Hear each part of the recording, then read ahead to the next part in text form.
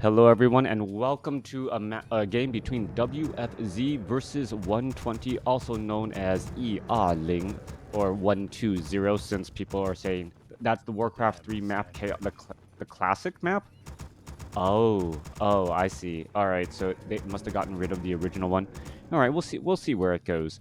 In this matchup, already on the top right-hand side of the map, we have 120 spawning as the red undead. Interesting. Hopefully, this is an interesting undead versus undead matchup. If it isn't, well, then I just kind of blame my map selector, and we'll see. We'll see if he needs to be replaced. Just kidding. Anyways, let's go ahead and go down into this match. Here we are looking at Altar of Darkness, Crypt, and a Ziggurat. Pretty much similar strategy over here. A little bit of a different Sim City. There's that Tomb of Relics coming across as well. As we should be looking at, is it going to be Death Knight, Crypt Lord, or Lich? Or even Dreadlord first. Alright, so Death Knight is the hero of choice, and it is going to be Death Knight. No crazy shenanigans coming in from the Asian players this time around. Our forces are under attack. No, I'm saying that million of different version of maps is a WarCraft. that is true. I will say million, and I guess that is one of the things I actually appreciate about Warcraft 3 Reforged, not having millions of different versions of all of the maps, having them a little bit more streamlined and able to watch replays a bit more easily. With that said, though, I believe NetEase had all of that down. It almost felt like the NetEase version of the game was a proper remake in terms of a lot of quality of life improvements, being able to watch professional players a little bit on delay, things like that. But NetEase, um, well, I don't know. I don't know if you want to force everyone to use NetEase to play Warcraft 3, as you know, Big Brother China might be doing something with NetEase that I don't want as well. By the way, I think WGL will see Autumn Leaves and Tidehunter new maps in their qualifiers next month. That is going to be exciting. Having the option to see new games and new maps is always very nice here. As we're looking at, well, WFZ is in fact blue. Sometimes the colors do get mixed up. So WFZ is in fact blue, heading off to the north here. Um, Summoning is complete. well, we'll also see if the icons stay in the right position. That also gets confusing. Sometimes the left heroes are the right heroes. I think Pad over at the overlay team had fixed a lot of those issues. Meanwhile, we are looking at the Death Knight running across in here, trying to protect against these skeletal minions. One Nerubian Tower. Thank you for the follow there, Stars and Stripes. As we're looking at what skeletal minions battling up here, an Acolyte is just going to wander around a little bit. And you know what that Acolyte's going to do. That Acolyte is going to play, well, watch me teleport from one side of the Haunted Gold Mine to the other, as the Nerubian Tower now slows down that skeletal minion, and the Acolyte regenerates pretty much back up to full hit points. Back down here, there is just a lot of Death Knight running. Not quite sure what to make of this. And what I actually find kind of interesting here is that, well, you don't even see a full title box there. Oh, trying to fit. Ooh, the Acolyte gets the killing blow. Nicely done. Skeletal minions now once more on the move. Death Knight, both sides opting to go for, um, opting to go for well, Crypt Fiends, so not as many ghouls out here onto the battlefield. Crypt Fiends are a little bit late. Tech to tier 2, already two-thirds of the way through, and we are only 4 minutes into this game, so not a lot of action between the two players, but a lot of choices, a lot of running around, and so far both sides are pretty much playing the same exact game. Death Knight wanting to finish off the Ogre Warrior creep camp. Meanwhile, the Death Knight here is going to be trying to, well, return the harassment favor, but there are now 4 skeletal minions, perhaps even more, as the Death Knight is attempting to run out. All right, Death Coil on a skeletal minion to save the skeletal minion and now keep that surround there. Death Knight could be in trouble, down to 167 hit points, being forced to Scroll of Town Portal out, burning that 350 Scroll of Town Portal as a couple skeletal minions get left behind. Death Knight unable to squeeze behind in there. Ghouls should be trying to protect, as some gold is being lost since it isn't currently being mined. Night Mist, your favorite Warcraft 3 commentator? Aw, shucks. Thanks. Coming back over here to the top right, Crypt Fiends, Skeletal Minions making a move here. Are we going to be picking up a Naga Sea Witch? Yes, we are. Naga Sea Witch already coming in from the other side, And you can see there's actually a purposeful block right here to make it so that you don't see the Naga Sea Witch icons. So yeah, Pad did a great job. The icons that you see here are actually overlaid on top of the current existing icons that are brought over in from Warcraft 3. Really, really good. Good stuff. Froda, you need to speak with Todd and cast his tag team tournament more. That was good stuff with him. Um, oh yeah, no, I loved casting the tag team tournament with him. The problem is trying to set aside 4 hours to cast a tournament is a very big is a very big deal for me. This is not my full-time job. I do try to bring a lot of energy into my cast and a lot of fun, but at the same time, I do have a full-time job, and at the same time, I have kids that I need to take care of. So gotta time it and see what's gonna end up happening. All right, Naga Sea Witch, Death Knight trying to retreat back. Death Knight sitting at level 2. Lich sitting at level 1. Death Knight, is it going to try and get some extra damage on any of those fleeing units? They will not. And well, WFZ does have access to the Lich and then should have access to the Dark Ranger. I am a bit surprised by 120's choice to go for the Naga Sea Witch in a game that would normally go long. Undead versus undead, you do normally go long, and you need to see a little bit more hero nuking come into play and hero healing. The Naga Sea Witch is good for early pressure, but as the game progresses, as WFZ's Lich gets to level 3, well, the hero nuking potential of the Lich should overwhelm and overpower the Forked Lightning potential of the Naga Sea Witch. Units are now retreating back once more, 30 supply compared to 33. And are we just staying at tier 2? No, we are in fact going to tier 3, and we should be looking at a Lich third for that Orb of Corruption. Otherwise, those Crypt Fiends are just not really going to be dealing that much damage. Crypt Fiends trying to fight back against the Ogre Warriors here. Lich Death Knight retreating back as the Death Knight finally gets to level 2. Casting 1 2v2 best of 5 would be cool. Some legendary names in that tournament. Oh, yeah. I was trying to get, I think there was... like the one with Moon versus Thorzane, the one that ended up getting casted by by what, Neo and Baidu. I think I had wanted to try and cast that one, and I tried to line up with Todd, and Todd's like, no, I gave that to the Back to WarCraft guys. I had reached out to Back to WarCraft asking if they needed a second caster or if he was going to cast solo, and he had already had a co-caster. All right.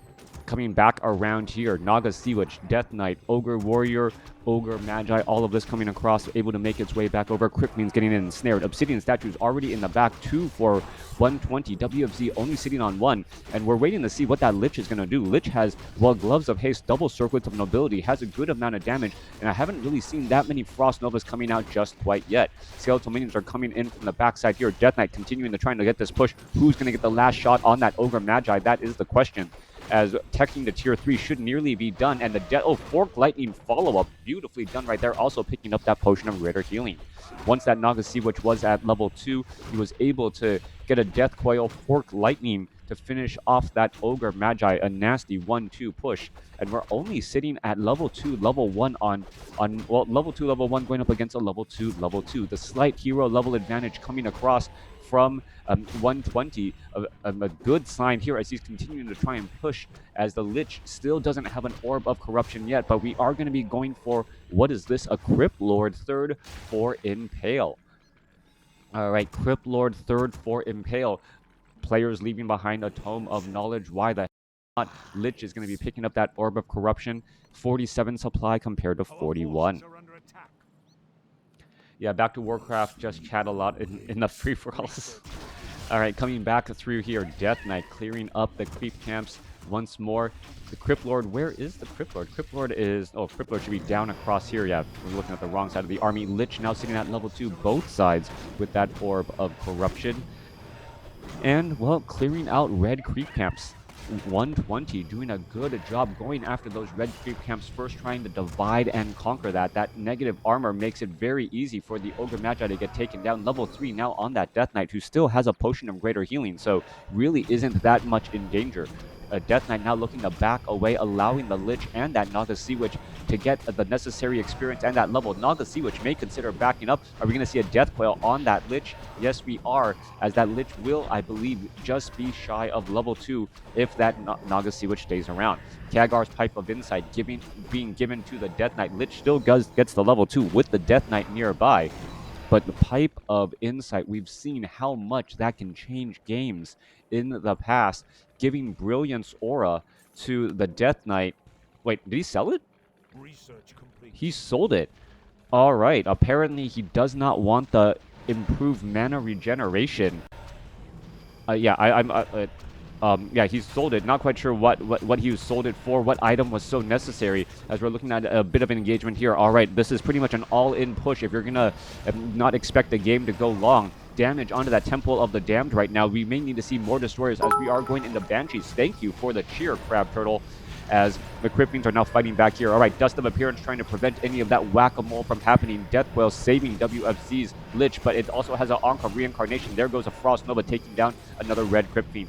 Fighting its way back and through. There's the Impale. Lich could get taken down. No, Death Coil is in time.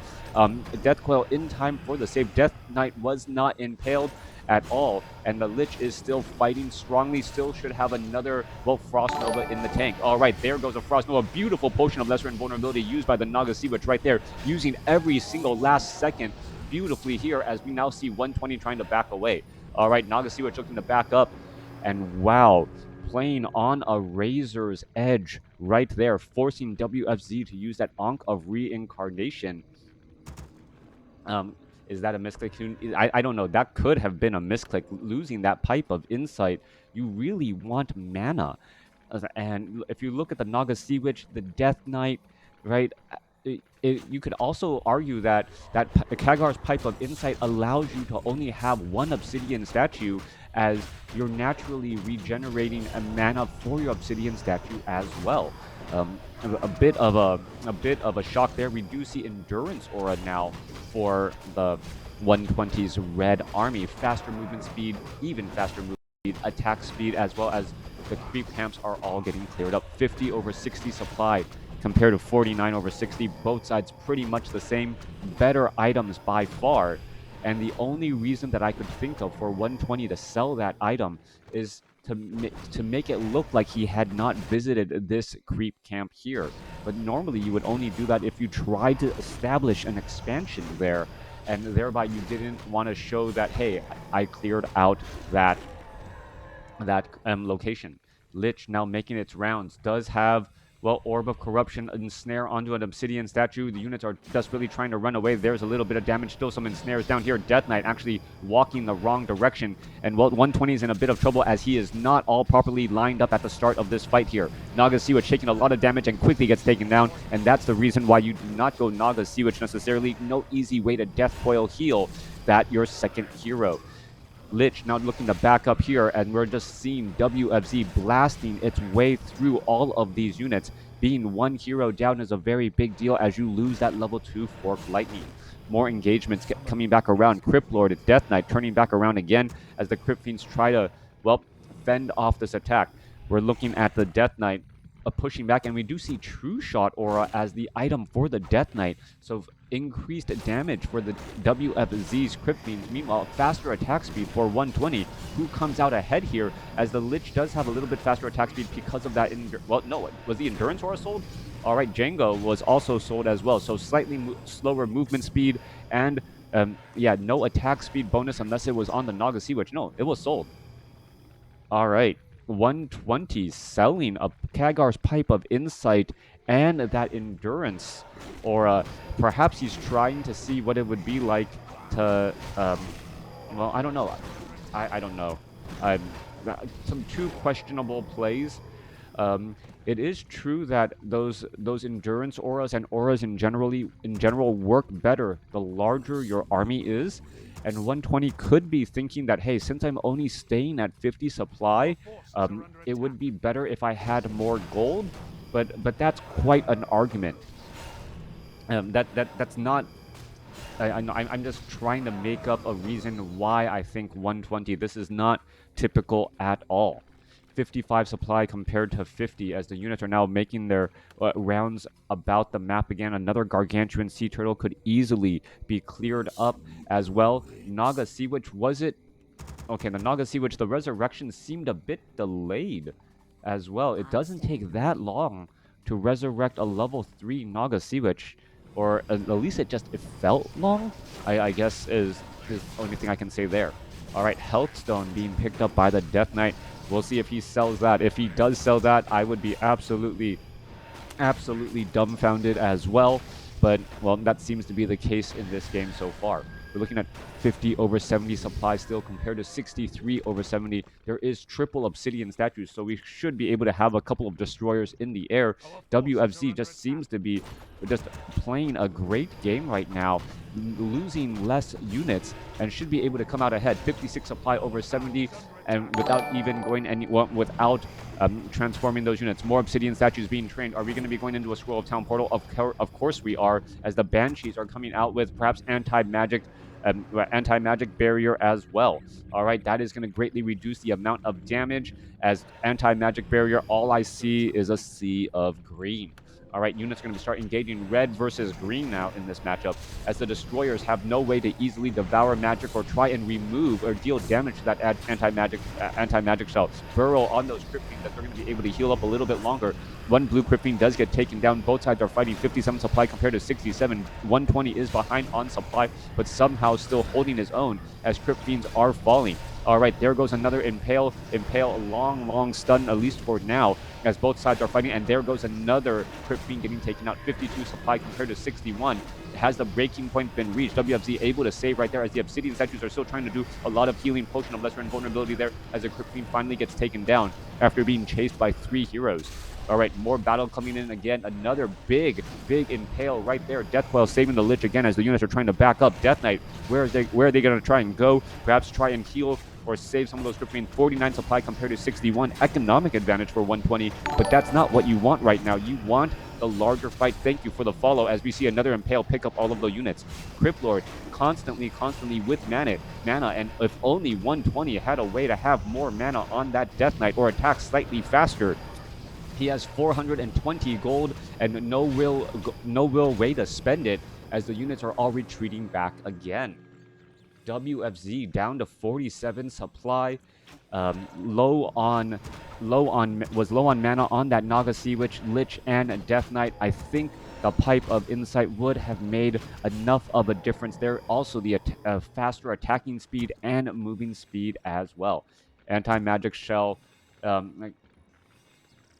Well, did they? No, the Death Knight here does still have True Shot aura, so that True Shot aura gives essentially an additional upgrade, as it's a 10% bonus.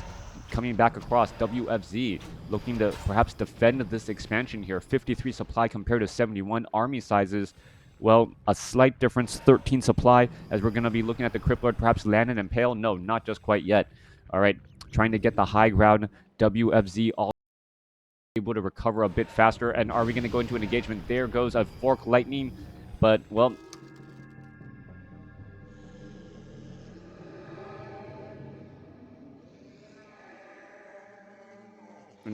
was that the GG? Is that how the game ended?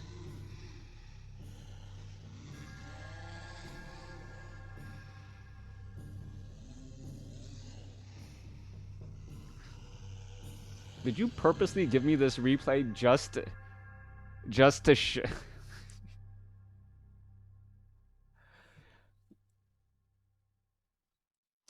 okay, so yeah, 120 made a lot of questionable decisions.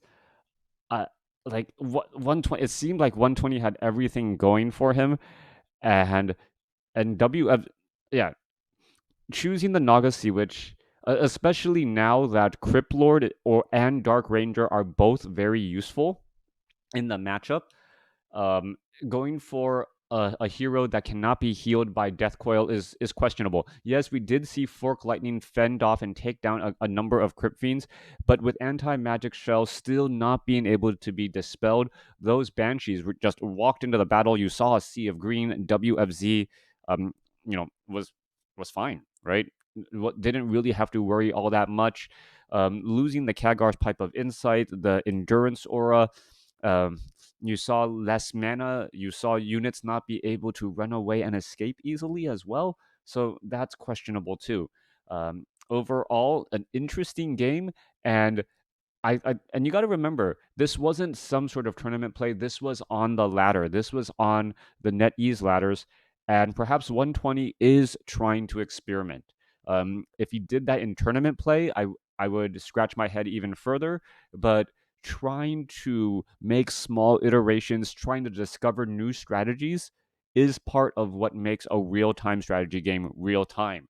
As time goes on, the strategies change because the meta changes, and that's all I have to say about that. Thanks for watching. Thanks for listening. Hope you guys enjoyed it.